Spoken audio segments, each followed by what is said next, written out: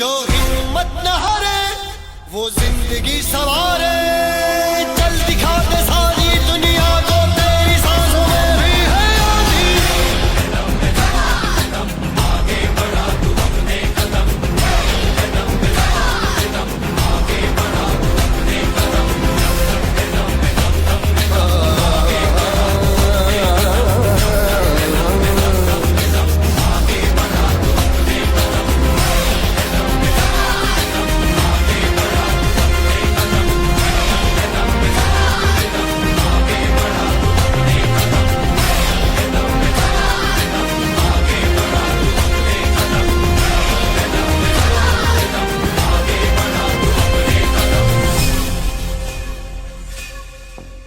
फितरत से hero, pocket से जीरो, दिल में मेरे राम हैं और बाबूजी परेशान हैं। नमस्कार, मैं बेरोजगार कुमार फ्रॉम बिहार।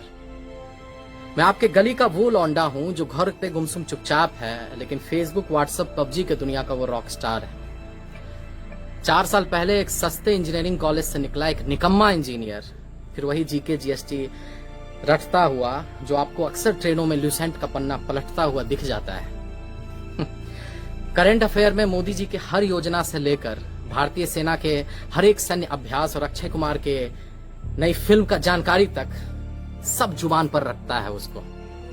अच्छे दिन का वादा भी और देश के दुश्मन पाकिस्तान का नापाक इरादा भी। देखिए सर, हमको ज्यादा कुछ नहीं आता है। हम भूगोल में शून्य हैं, इतिहास का कोई खबर नहीं है और नागरिक शास्त्र तो गोल है।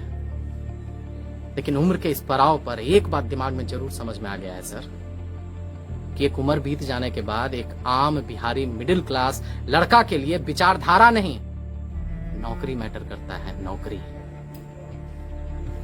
एक अदद नौकरी जिसके मिल जाने से हमारे वजूद पे लगा आवारगी का दाग धुल जाता है, वो सर्फ का चमकार नौकरी।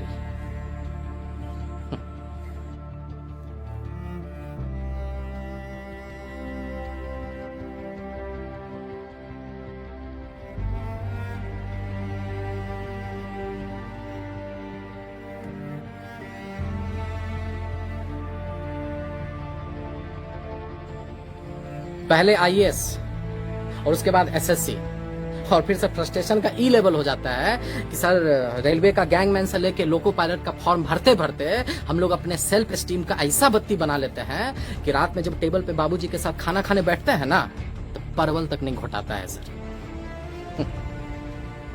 5 ट्रिलियन इकोनॉमी के भारत का सपना दिखाने वाला सरकार नहीं, जादू है जादू, समझे?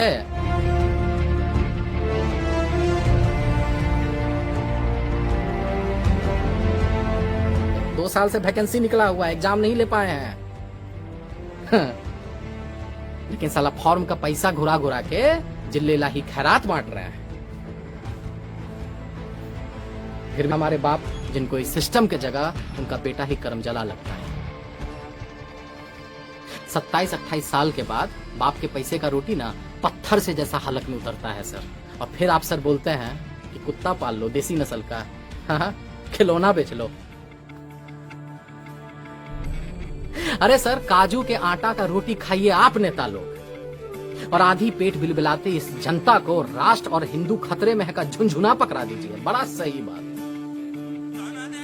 अरे कान खोलकर आप सुन लीजिए कि 3/4 देश का जनता आपके आने से पहले भी हिंदू था और आपके जाने के बाद भी हिंदू रहेगा। काहे कि धर्म कोई फुटबॉल नहीं है कि राह पे चलता हुआ कोई इंसान इसको किक मार के निकल जाए। अरे आपको बड़ा शिद्दत और बड़ा उम्मीद के साथ हम लोग लाए थे कि आप सिर्फ हिंदू सम्राट नहीं, भारत सम्राट बनिएगा, युवाओं के दिल का सम्राट बनिएगा, युवाओं का दर्द समझिएगा। लेकिन जब सरकारी नौकरी के साथ साथ रेलवे स्टेशन तक बिकने लगे, जब 3 महीना में 18 करोड़ युवा अपना रोजगार खो दे, और जब विश्व में 4था नंबर पर अंबानी पहुंच जाए, तब लगता है सर कि दाल में कुछ न कुछ तो काला जरूर है। टीवी पे मरने वाले एक्टर के लिए जस्टिस का शोर तो है, लेकिन साला भारत के कोने कोने में लाखों युवाओं के एक अदद नौकरी पाने का सपना बढ़ती उम्र के साथ जो हर रोज मर रहा है, उसके लिए किसी को घंटा फर्क पड़ता है, उसके लिए कहीं कोई शोर नहीं है। हमको पता है आपको बहुत बुरा लग रहा होगा सुन के, एकदम परपरा के लग रहा होगा, लेकिन क्या कीजिएगा सर? अरे क्या कीजिएगा, जब पेट में भूख और आंख में बेरोजगारी का जलालत हो ना, तो मुंह से भजन नहीं गाली ही निकलता है। अरे जिस युवा ने आपको इतना प्यार दिया, इतना प्यार दिया, जो आपकी लंबी गाड़ी और बढ़ी हुई दाढ़ी के सामने जो नतमस्तक हो गया, उसको आप पकौड़ा खिलौना बेचने का उससे भद्दा मजाक करते हैं आप। अरे आप तो गुजराती हैं ना सर, आपको तो पता होगा कि इस मुल्क में एक रेरी लगाने के लिए पुलिस वाले को कितना चंदा और हफ्ता देना पड़ता है, और तब आप बोलते हैं कि आत्मनिर्भर बनो। अरे रचाइए ढोंग, दिखाइए सपना। अरे आपसे पहले भी आया था वो तुगलक, जिसका सपना और नियत बहुत साफ था, लेकिन जमीन पर आते ही ना टै बोल जाता था। अब कमेंट सेक्शन में कुछ लोग हमको गाली देगा, एंटी नेशनल बोलेगा, देशद्रोही बोलेगा। बे बोलो, अगर साला अपने ही देश में, अपने आजाद मुल्क में, अपने प्रतिभा के दम पर अपने ही सरकार से सरकारी नौकरी मांगना गुनाह हो जाता है, एग्जाम का डेट का हिसाब मांगना गुनाह हो जाता है, तो हम हैं गुनहगार, और हम ऐसा गुनाह एक नहीं 1000 बार करेंगे इस देश के युवाओं के लिए। तुम रहो अपने नेता का चाटने में, और इस देश को महान बनाने में हम इन युवाओं के साथ खड़े हैं और युवाओं के साथ रहेंगे। जय बिहार।